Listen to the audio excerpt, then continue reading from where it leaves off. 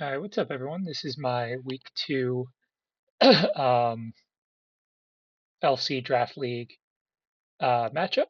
My opponent's team is looking pretty strong, actually. Gasly, he had first overall pick and took Gasly, who's kind of a monster special attacker, as you can see. So definitely got to watch out for that. Stunky is another one, high attack and dark type, I believe, right? Yeah, poison dark. So is immune to psychic moves, pretty strong as well. So those are the two big ones and pretty fast. Lily is a little bit of a problem too. It's really good defensively. His team's pretty bulky. He's got Lily and Bronzor, both pretty strong defensively. Hippopotas and Sandshrew. His last match, he ran Sand, so I'm keeping an eye out for that. And then obviously Dratini and Pancham are both pretty hard hitters as well. If Dratini gets Dragon Dance up, pretty strong there. So here's the team that I am planning to bring. Not too dissimilar from last week. Similar kind of concept. I do have basically the same build on Tinkatink. Um, Stealth Rock Knockoff, Encore, and Endeavor. Um, I am in between leaning Tink and Toad School. Uh, Toad School, I think, is a good matchup if he leads with Hippopotas. Giga Drain hits it super effectively. Knockoff also good as well. And he can't really hit Toad School with too much. I built it pretty defensively. Like he could try uh, stab earthquake or something, but grass type resist that, and it's ground type, so toad school would resist. I do have focus sash on there too. Um, I'm kind of assuming he will lead. If he leads with um, hippopotas to get sand up, that would also, toad school is immune to that. Thinking I may rapid spin first turn just to gain that speed boost because it's probably going to be free if he's laying rocks. And then knock off turn two. He may expect I would rapid spin again and switch into Ghastly. So that's kind of what I'm leaning for as far as a lead.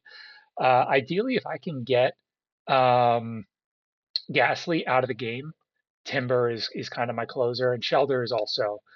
Those are my two sweepers. Shelter, I got Shell Smash, Ice Cold Spear, Ice Shard, Liquidation. That hits his whole team either super effectively. The only that resist water are Lily, who's immune, Lotad, and Dratini. Two of those are weak to ice moves, and then Lotad's neutral to ice.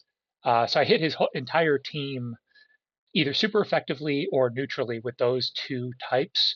So that's, I got Icicle Spear and Liquidation that hit pretty hard, and then Ice Shard for priority. Similar with Honage, Swords Dance, Shadow Sneak, Sacred Sword, Iron Head. Probably going to primarily be using Shadow Sneak. He doesn't have anything that is immune to ghost types, so I can hit stab pretty hard there. Um, and that's really, in the hope, like let's say, for example, Ghastly knocks out Toad School or something, I can bring in Honage and Shadow Sneak and hopefully take that out.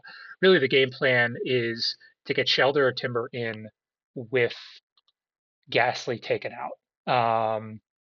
And from there I can do. I mean, if Shelter gets a Shell Smash off, uh, it can pretty much sweep. I would like to get Stealth Rock out with Tinkatink at some point, because that would definitely help with a sweep, but I don't know that that's totally necessary.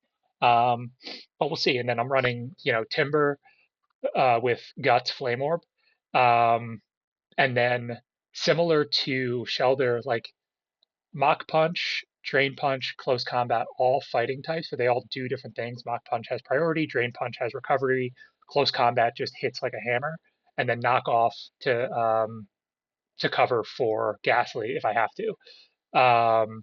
Again, built special defensively to absorb a hit from Ghastly if needed, and then Knock Off should one shot that. So you can see Ghastly's the only Pokemon that is immune to fighting. Everything else is either neutral or super effective, obviously, against Lidleap.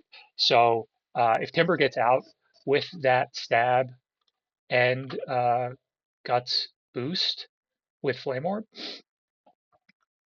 um, I should be able to kind of run through the team again, especially if rocks are out and they're taking chip damage on their entry point.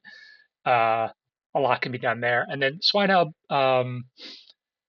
is just ground coverage. Good ability there. I gave it Life Orb with Ice Shard and Icicle Spear and Earthquake.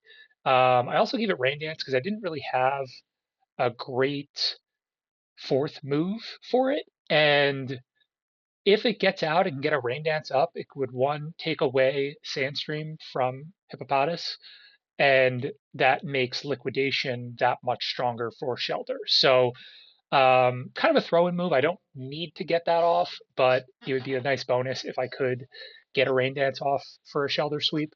So that's kind of what I'm thinking. Is I've got a couple lead options, Toad School or Tink. Probably leaning, like I said, Toad School. I mean, if he doesn't bring Hippopotas for whatever reason, then I might lead Tink and just get the Stealth Rock. They both have Focus Sash, so like I could get Stealth Rock off initially, regardless. Um, but I feel like to just sacrifice Tink to get Stealth Rock out early on may not necessarily be worth it. But we'll see because I also because I have the Focus Sash, I could use Endeavor, and that would bring